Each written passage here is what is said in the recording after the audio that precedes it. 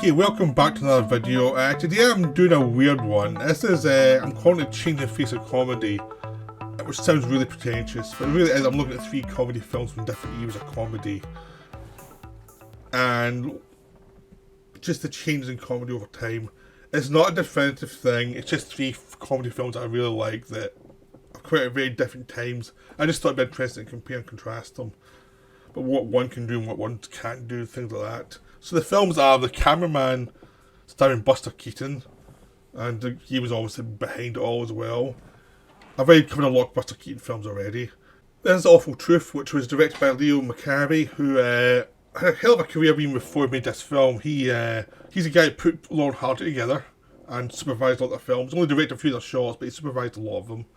He directed Duck Soup, he directed W.C. Fields, so he directed a lot of silent stuff, and he directed a lot of sound stuff, and he was pretty much a go-to guy for like sound comedy in the 30s, basically 30s, 40s.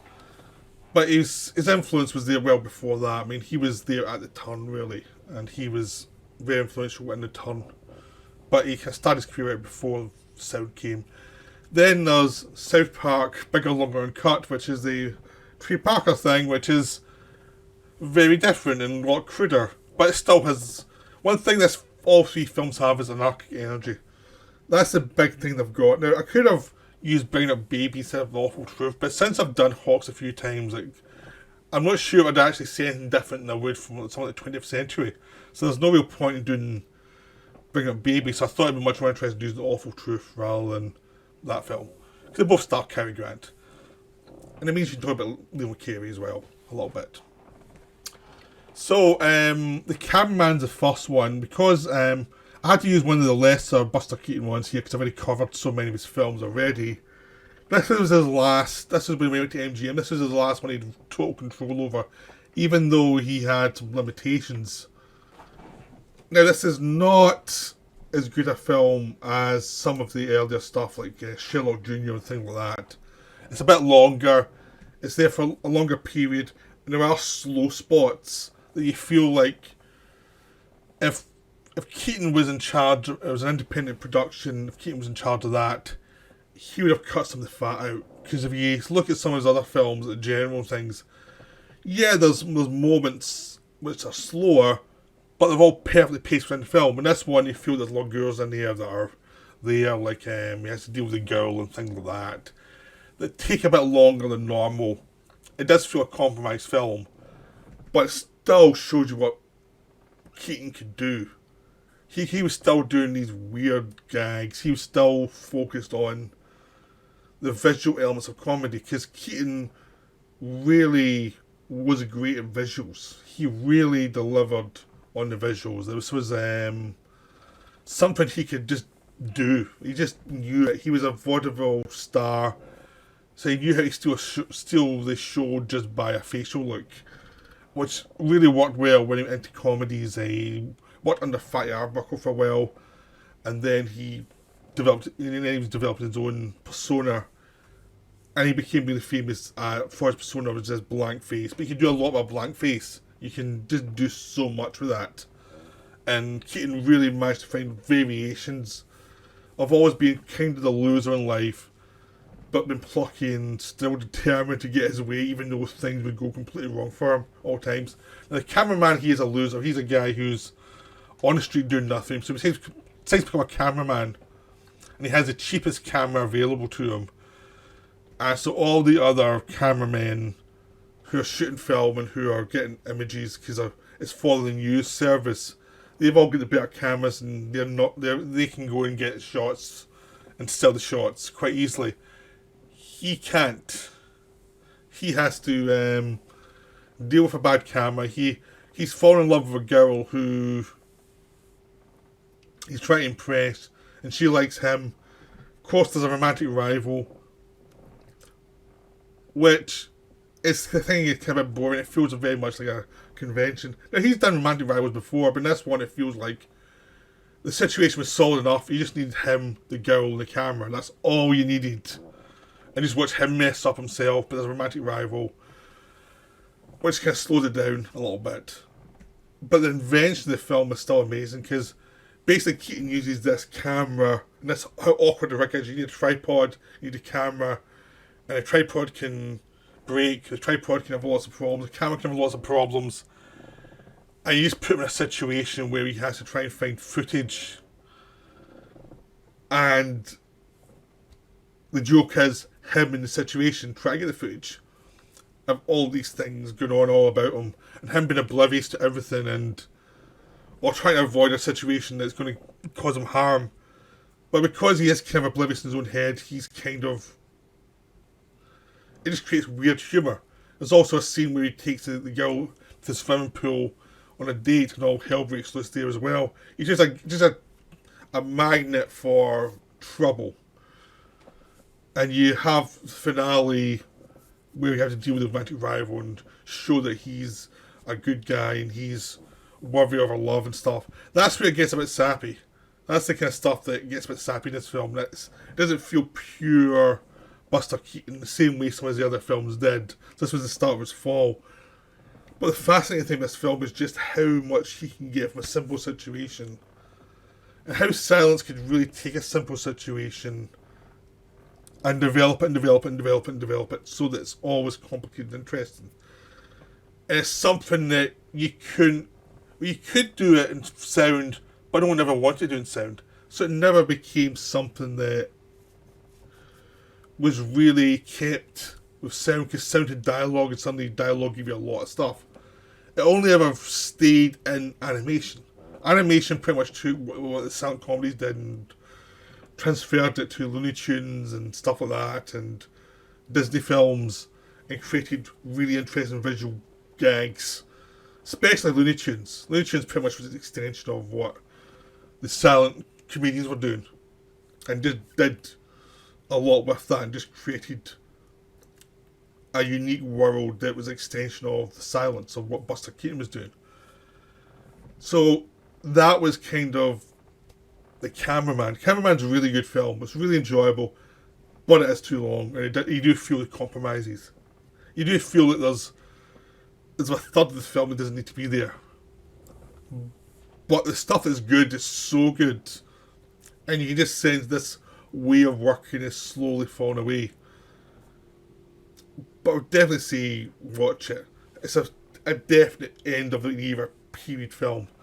Then we go to another type of film, which is The Awful Truth, which also is going to have a timeline that was going to end at a certain point. Because one of the things that happened once the silent era ended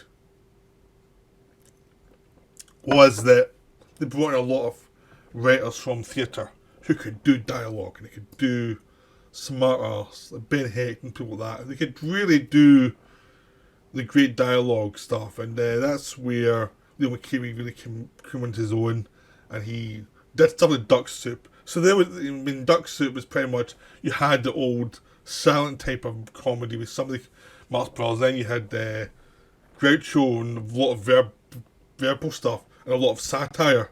So that was a wonderfully insane movie. But that deserves its own video. I'm sure I'll get to that pretty soon. I've got it in Blu-ray. Then you moved... everything again was slowly starting to move to the romantic comedy, because it gave actresses a lot to do. Because before, in silent, actresses tended to be the object of what needed to be got for the hero. And as soon as you got the dialogue, they could talk back. You could get people directing films who liked actresses, so you could give them dialogue, and it would be a battle of wills between two very different people, which is what The Awful Truth is. Basically, The Awful Truth is Irene Dunne and Cary Grant are a couple, happily dysfunctional. They share the custody of a dog, who get a divorce because they catch each other out in their lies, and they're happy to be obliviously lying to each other. And they're grown-ups. They know they both have things they like to do without the other one. They both like to con the other one a little bit. It keeps it interesting for them. It keeps the life interesting. But then a situation comes where neither of them can avoid the fact they're both lying to each other. They get a divorce, And just as the divorce is going through, Marion Dunn's going to marry this other guy who's a bit more normal, a bit more conventional. I mean, if you've seen his girlfriend, you know this plot. This plot is used a lot. That's a conventional plot, but it's how you use it. Because one, you have Cary Grant, who really enjoyed being a total swine in these films. He could get away with so much that should not be allowed, and you liked him, because he kind of gave you in the jokes like, yeah, this is bad behaviour. That's fun. Let's just go on. Let's go do this. And as that's this thing, I mean, romantic comedies always the reason why they've kind of died and they're not as good as they were before is the grown-ups don't like to be grown-ups. I mean, Irene Dunn's character says she wants a more normal person, but she's bored to tears with a normal person. She wants a chaos, and Cary Grant can really deliver that. And he just likes winding her up, and he's up to no good, and it's just a lot of fun. And it's just this thing about two people who know who each other are and can have fun with each other, and that's their marriage, and that's them rediscovering it through this, destroying this other person who thinks they want a good thing with marrying this rich girl. It's just great. It's just wonderful. It's cynical but knowing. Like, the characters can have naive feelings, but also you can be forced to confront the fact that they're not that naive. They're just enjoying the idea of being naive. They're not really like that. They're a lot more knowing than they think. And that's what's kind of lost after this period was over. Basically, after pretty much the war came, and after that, the films got a lot more soft. All the cynicism went to film noirs, and the film comedies became a lot softer, and you get away with it sometimes. I mean, look at Suspicion, or Hitchcock had a lot of fun with dark humour in his films. But it was less of a genre, because in the 30s and 40s, you had stuff like To Be or Not to Be. You had this. You had Philadelphia Story. You had a lot of films where people, a lot of actors who could be grown-ups, and they could be stinkers at times to each other, and they could you'd really enjoy the manipulations. And a character could be a criminal, and you still have fun with them. Your character could be enjoyably corrupt. And even though the Hays Code having to deal with that and getting around that, they seem to enjoy doing that, enjoy how much you get away with. It's an era of filmmaking that, yes, the sound continued, but the wit kind of died away at a certain point, because you got all these writers from theatre coming in, and they did their thing, and eventually they died off or went back or became corrupted and weren't as good as they used to be. And the people coming in were just imitating them, or they were doing like softer versions of what was done in the past, or the genres have moved on to action movies, a bit more sci-fi movies. Like sci-fi, which wasn't really a big thing at all, started really hitting the 50s. Horror was there in the 30s and 40s, but it mutated. And the romantic comedy became softer. It's like, why would you watch a romantic comedy from the 50s when you watch one from the 30s? The 30s ones are much better because they're better characters, better actors. Just people who know what the cynicism is, what it's about. People are grown up. I mean, this is the era of Preston Sturges, this is the era of the McCreary films, of Lubitsch, of Howard Hawks at his peak. It was just great stuff. I mean, Howard Hawks moved into kind of action stuff in the 50s. He had a few throwbacks, but mainly in the 50s he was doing like Rio Bravo and things like that, and sort of remakes of his 30s films that weren't as good. They weren't quite the same thing. So that was an era that fell away, and it's a shame because they were just wonderful films. Comedy moved onwards. To me, it got pretty bland for a while. I mean, give me a silent movie or give me a 30s movie for comedy over a lot of stuff that came in the 50s and 60s in the studio system, because much of it was trash and just was boring. In the 70s, you got some comedies, but they weren't, it was very knowing, and it went to a different generation. The most interesting stuff really came, towards the 2000s where everything got edgier, everything got more political, it got crazier. And one example of that is the South Park movie, which it's just a case of this is more interesting again. This is interesting. It's not been interesting for a while. You get an odd good thing like some John Landis films like Trading Places and things, or Aeroplane, but nothing consistent. And like the South Park guys have been consistent with Cannibal, with this, with Team America. They've been the most consistent on the South Park TV show. And a lot of the really good comedy had gone to TV and continued in TV with stuff like Community and 30 Rock and things like that. There's so much comedy, good stuff comedy, that was in the style of the 30s went to TV. But it was less brutal than the 30s. But this one was political and was crude and was vital. It's something the American landscape of comedy needed at the time. Which was, you know, the pious 90s where Bill Clinton was in, he was obviously corrupt and had all these people try to put him in jail. And this film came along and it was a PC era before we've got our current PC era. But this film is perfectly aligned to today as well. Because it is a bit offence, it is about taking offence, and taking that offence to almost war-like conclusions. But oh my god, our children can watch dirty movies and swear. I'll blame the people who made the movie, not actually our parenting skills. And that's it, that's pretty much the movie is. They take, these kids watch this R-rated film called Terrence and Philip. The best joke of the film is basically that the adults watch the film. The kids go into the film theatre and there's a bunch of adults around them. And as soon as the film starts, the adults see what it is. It's just fart jokes and they just leave. Like, oh, Grandma didn't know what doing this. And the kids love it. It's the most perfect film for them. And everyone starts a war because of this, because the kids love this filthy movie and fart jokes. And it's just like kids being kids, but they take this to the extreme and they end up going to war with Canada. And it's just the whole militarization thing, and it's just insane. It's just wonderfully crazy, and they do it in the filthiest way possible. They just have sick joke after sick joke. The actual title Bigger, Longer, Uncut and joke to annoy the MPAA.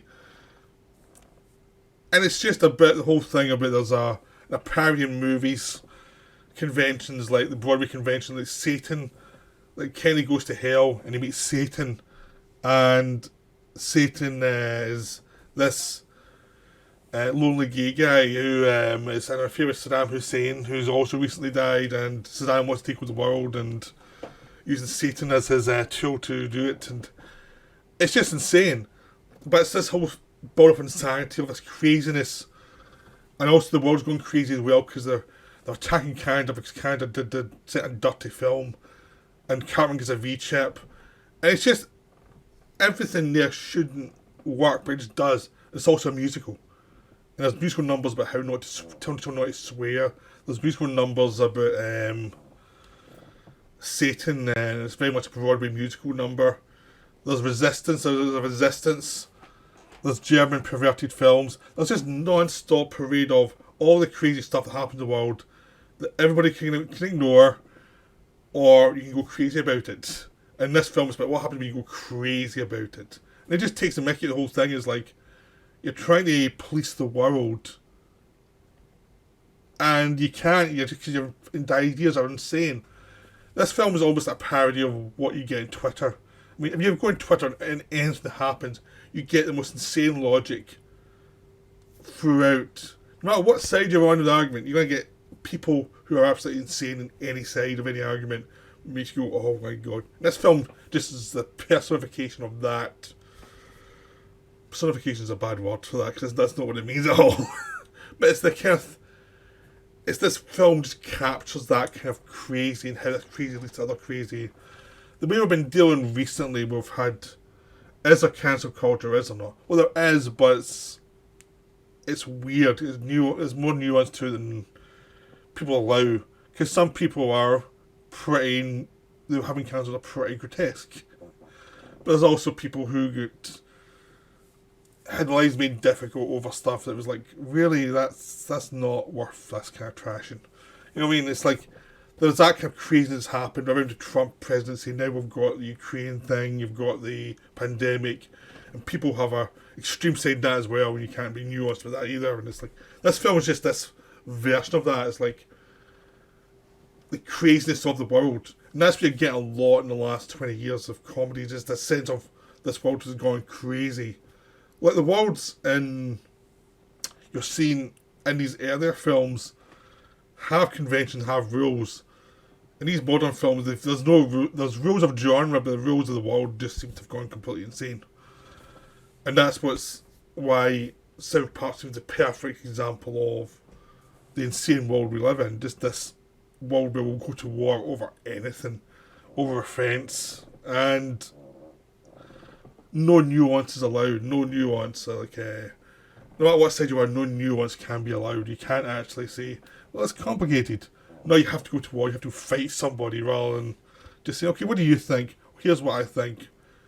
Where are the overlaps? You know what I mean? There's nothing there. It's just like because we've all gone very hyperbolic. So that's what the film takes a mickey out of and just does a musical number version of it. So this makes makes the world creates into a musical, which is perfect. So that's a change in face of comedy. Things have moved on. Different tropes have moved on. Different styles of being have moved on. It's just a reflection of what we're comfortable with at the time. You kind of get the feeling of you watch a 30s movie that we're much more sophisticated than we are now. But the only way we can really deal with now is like South Park or Jackass or something, and just how crazy the world feels. So I hope you enjoyed this video. I'm sure it made no sense, but I thought I wanted to talk about these films and I wanted to talk about how things change a little bit. So I'll be back for another one soon. Bye for now.